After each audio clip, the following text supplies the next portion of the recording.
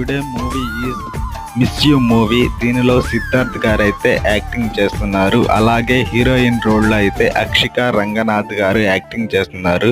ఈ మూవీ వచ్చేసరికి full love story movie. ఇదైతే చాలా బాగుంటుందని అనుకుంటున్నాను. అలాగే సిద్ధార్థ్ గారి కెరియర్లో ఇది బెస్ట్ హిట్ అవ్వాలని కోరుకుంటున్నాను. బ్లాక్ బస్టర్ కూడా అవ్వాలని కోరుకుంటున్నాను.